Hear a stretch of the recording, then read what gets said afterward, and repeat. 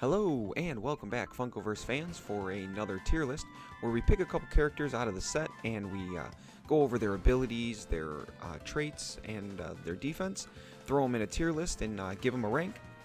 In today's video, we are going to switch it up a little bit from doing the DC packs. We did DC 100, 101, and 102 in the previous videos. Today we're going to switch gears and go to the single pack characters. You can buy these characters all individually in certain places. They're not crazy expensive. I'm pretty sure the most expensive one might be Thanos right now. You can find them at GameStop for about 15 bucks.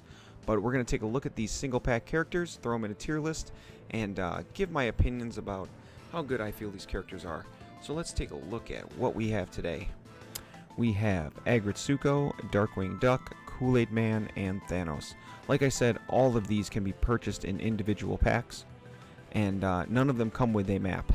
And Darkwing comes with the gas gun attachment. The other three do not come with attachments.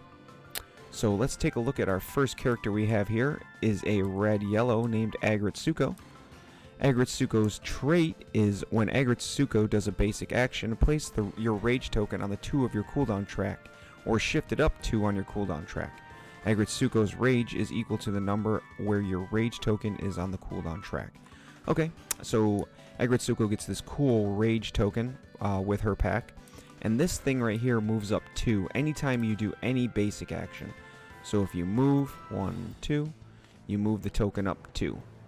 If you interact with something, so you take A, say this was on 1, it moves up 2. And it can only move to a max of 4. There's no, like, bonusing it up to some random 5 number that's not on the cooldown track. So, Aggretsuko's Rage helps her out in a few of her abilities. Her first ability, though, is Helpful Ritsuko. It's a yellow 3. Place Aggretsuko adjacent to an ally within 3 squares. She may also do an assist or interact action. Oh, she may only do an assist or interact action for the rest of the turn.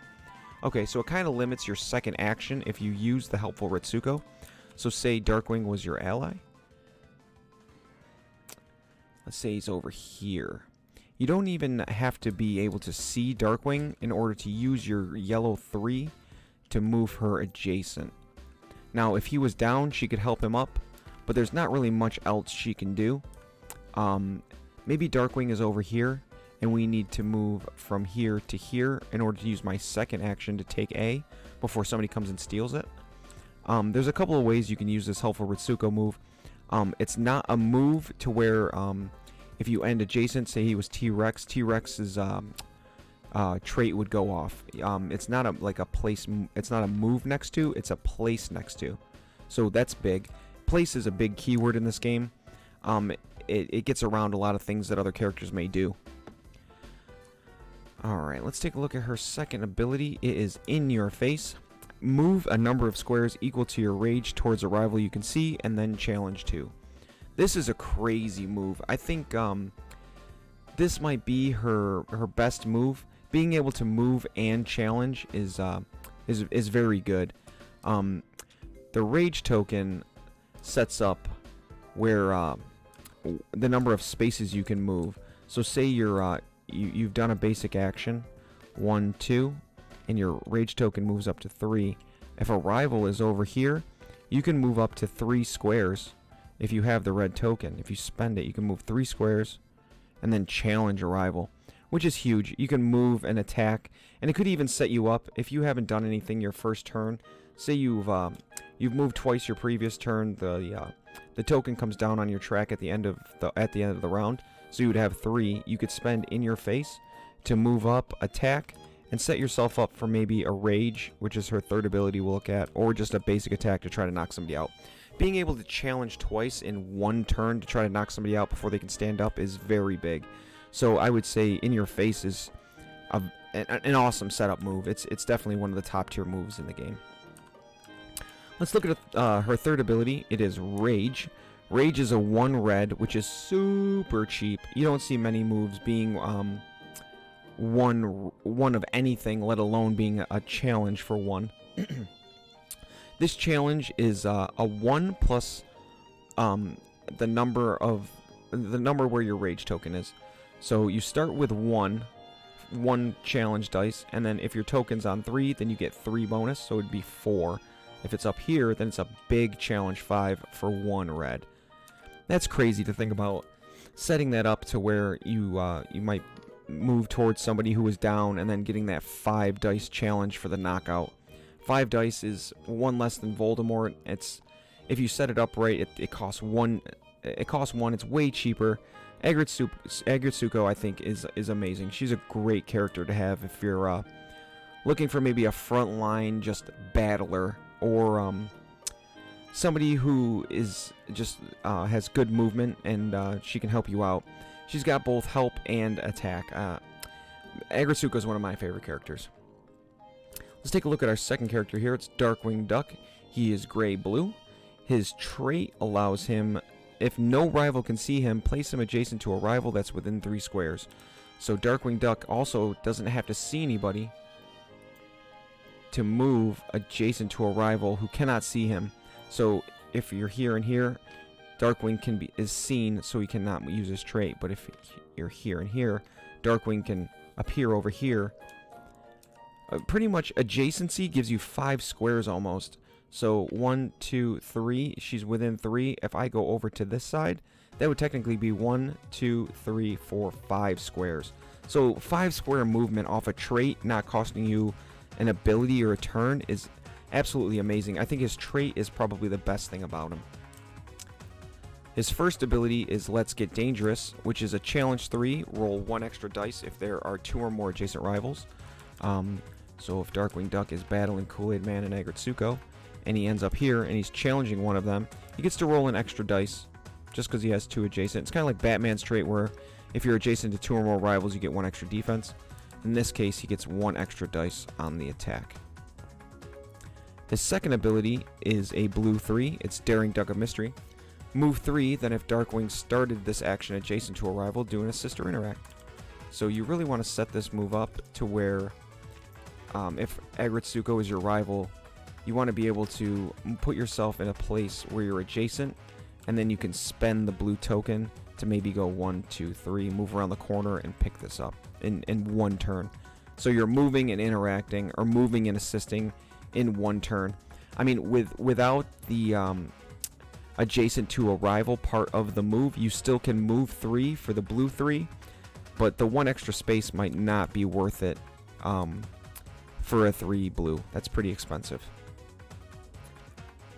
Let's look at his third ability. It is incredibly resilient. Just like Batman, he can stand up if he's knocked down. So instead of using 2 actions in the turn to stand yourself up, you can spend a 1 gray to stand yourself up and have a second action to do something else. Darkwing's trait also works when he's down. I'll throw this in here as a side note. If it doesn't say anything in his trait about having to be able to stand to be placed within 3. So if Darkwing Duck is down, he can move with his trait and be placed while he's down. So being placed and then being able to stand yourself up with a gray maybe, and then challenging somebody, it's almost like having an extra basic action. It's very good. It's almost like a double basic action if you think about it, because you get the extra squares with the placement. I think Darkwing Duck is a great, say, tank or bruiser type character. Good defensive player for flags, or maybe a great leader if you're playing leaders, because he can close the gap on opposing leaders and maybe knock them out with a little dangerous action.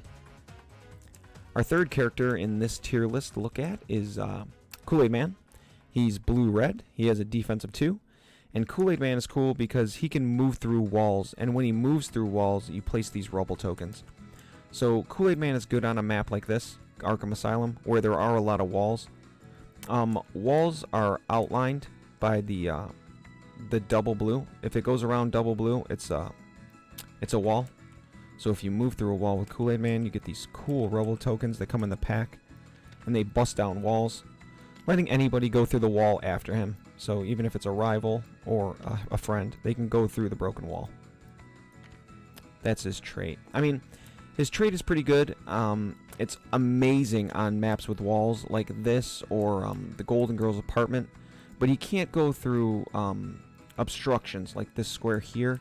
would be in this obstruction where he couldn't bust through the wall through there. So obstruction maps like maybe the Gods would, where it's a bunch of trees, you're not really going to be able to break down any walls or make use of that trait, which kind of makes him a little helpless in those game types and maps where there aren't any walls. But for this look at, we're going to pick a map with a bunch of walls and really show you how to use him and in his best potential, to be honest. His first ability is a blue 3. It's a move 3. Kool-aid Man must end this adjacent to an ally, and then you can move through walls with it. So if you have a friend that's over here, and you need to get through to help them up, and 1, 2, 3, maybe if you're, let's put him a little further away. So he has to break down the wall. So you're 1, 2, 3, 4 spaces away. You can cut this down by spending the blue 3 to go 1, 2, 3, cut this corner out, and then break this wall down. And then you can help somebody up, or you can attack. I mean, you have to end adjacent to an ally, but if your ally is getting attacked, you can move 3 spaces adjacent to an ally and help them up, attack, do a bunch of things. Like I said, the map really matters for Kool-aid Man. Having walls that you can break down and actually cut down the spaces and cut down the time that your opponent thinks you can help somebody up in is pretty big. Kool-Aid's second ability is Splash Zone. It's a 3 red. Challenge 3 to all adjacent rivals. Use this ability only if Kool-Aid Man is moved this turn. So using this in combination with a move 2, or say his third ability we'll look at has a move in it, you can combo into a move and a splash of all adjacent rivals. So even if you're playing against 3 people, Kool-Aid Man gets to do a 3 challenge, which is very big.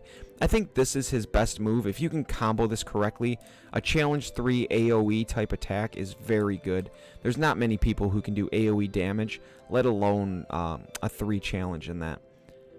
3s they give you very good odds to win. As compared to a 2, which is 50-50. That third dice is gigantic. Let's look at his third and final ability here. It is, oh yeah, it's a move 1, challenge 3. This action may move Kool-Aid through walls. So say Thanos is here, and you've just taken the point here, and your opponent thinks that he's safe because you've got to come all the way around. You can spend the red on the 3, bust through this wall, and make Thanos' life just a nightmare. Because you can then combo the oh yeah move with Splash Zone. So you can, if you have 2 red tokens, you can challenge 3 and then challenge 3. So if Thanos has his team over here and he's trying to close the gap and block you in here, you move 1 through the wall, challenge 3, and then you can challenge his partner as well with the combo move of Splash Zone afterward. Using his 2 abilities in tandem and finding yourself on a map with walls are key to Kool-Aid Man's success. Overall, he's a very good character. I just think he's kind of niche as to where his ability and his traits aren't really used unless you're on a map that you can use it. There are other characters with just as much damage as Kool-Aid Man, but don't suffer from the map-heavy trait usage. Let's take a look at our fourth and final, my favorite character in the whole Funkoverse. Just based on his character, not his abilities or anything, just my favorite character in general in all of Marvel is Thanos. Thanos is a red-gray and 2 defense, and his trait is before Thanos does an ability, you may place any 1 ability token from your ability pool on the 1, 2, 3 of your cooldown track to reduce the ability cost by that number. If you take a look, Thanos' abilities all are 4, so his trait lets you spend a token and another color token, no matter what that color. If it's in your ability pool, you can spend it as long as it equals to the 2 combined tokens equal 4. So let's give you an example. If we're going to use Titanic Throw, which is a red 4, you have to spend a red on the 4, or you can take another token, any color you want as long as it's in your ability pool, and you can split it to where you can go 2 and 2 or 3 and 1. As long as this equals 4, you can do any combination you want with the 2 tokens. So if you're playing a stacked team like Morty, Captain America, Thanos, you have a bunch of extra tokens that maybe you can just spend to try to save Thanos some cooldown time. Thanos' cooldown of 4 is 4 if you play the game can take forever. Some games can end in 4 or 5 turns. So having those tokens come back maybe in 2 or 3 turns might be huge in getting you the victory. Let's take a look at his first trait, his Titanic Throw. Challenge 3, place a target in any square adjacent to Thanos and then push them 2 squares. This is possibly Thanos' best move. It gives him a lot of variety in, say, territories or flag, because you get to challenge 3. Let's see what my challenge is today. What's my video challenge? Give me something good. Ooh, a 2. So we get a challenge, then we get to place the rival in any square adjacent to Thanos, and then push them 2 squares. And a push is moving a character away from you 1 square. So as long as it's away, it's legal. So in a game like Territories where you're trying to hold the middle, or in a game like where you're at flags and you're trying to get them away from your flags, being able to challenge, move them away from the target, and push them away is huge, especially if you win that big challenge. I would say that that's his best move. I would say it's the only one that really makes him viable in any game type. His second ability is Merciless, knock down an adjacent rival. While kind of pricey for a 4 gray, just being able to knock somebody over without challenging or chancing any dice at all. I've lost 6 challenge dice with Voldemort before, so it is possible to lose any number of dice. Just being able to skip that whole phase and just knocking somebody over is pretty ridiculous. I don't think it's the best move in the game, per se. But, man, being able to knock somebody over without the fear of losing a challenge gives you a little, it gives you a good feeling where you can just say, you know what, I'm going to skip that, and then maybe we'll chance the second dice to knock them out. Or maybe we even combo it with Titanic Throw or something, so even if you lose that dice roll, you can push them away. Thanos' only downfall so far that I can see is he's very expensive. Spending your tokens willy-nilly with him and running out of tokens quick is a problem. Let's look at Thanos' third ability, I Am Inevitable. Place Thanos adjacent to a rival he can see within 2. Do a challenge 2 to each adjacent rival and AoE attack. So we got 2 people in the territory, and Thanos happens to be boxed out. We can use I Am Inevitable to spend a red on the 4, or if we want to, we can spend the red on the 1 and a blue on a 3 if that's in our ability pool. And we can go into the territory by being placed adjacent to a rival within 2, and then we do the AoE attack, kind of like Kool-aid Man's Splash Zone, but instead of it being a challenge 3, it's only a challenge 2 to both of them. The challenge 2 makes this move a little bit tough to use. You do need it for the movement. Being able to place next to a rival within 2 actually gets you about 4 squares, because you can go 1, or you're within. No, it gives you 3 squares. I'm sorry, I lied. So because you can go 1, 2, and then 3 would be adjacent. So being able to move 3 squares because of the adjacency rule, and being able to challenge 2 AoE is pretty good. And Thanos is very slow, but if you get in here and you lose those 50-50 challenges, you find yourself in a world of hurt because Thanos has no way to stand himself back up. He needs help. So I would have to say that Thanos is a bruiser type assassin. He's not really a tank per se, and he's not really a pathfinder because he doesn't have the movement. If you're looking for somebody to own a territory maybe, or maybe just hold down your flags, he's a good defensive bruiser. Like I said, he's not going to find you a path. He's not going to get anywhere quick. So being able to get him where he needs to get in 1 or 2 turns, and then using his cost-heavy abilities to try to hold your opponent down or out of an area is the best way to play him. So what do you guys think? We got a red-yellow, a blue-gray, a red-blue, and a red-gray. A good set of different types of colors for our single-pack characters. Easily fit into any team comp you can think of. Let's throw them in our tier list here and take a look at where they rank up with our other friends. Blow this up here. Let's start with Aggretsuko. I think Aggretsuko is an absolute monster and a great Pathfinder. The only thing she downfalls is not being able to stand herself up, and I'm not going to fault her too much for that. I think if I had a choice, this is tough. It depends on the game type, whether I take her over Batman. I think that Batman, I think they're equal. If, man, just because I'm a Batman fan, I'm going to put Aggretsuko behind Batman. But if they're ranked, Aggretsuko is an 8.75 and Batman is an 8.8. And I would say Wonder Woman is a 9. Maybe even a 9.2. But they're all very close. You can choose any one of these depending on the game type and you could be happy. I think she is better than Batgirl though by a good significant bonus just because of the rage. The fact that you can challenge 5 if you set it up right is better than the challenge 4 from the diving tackle. I think Thanos is very slow. I think his challenges make him a powerhouse. I think he is better than Robin. I don't think he has as many choices in game type as Catwoman or Cheetah.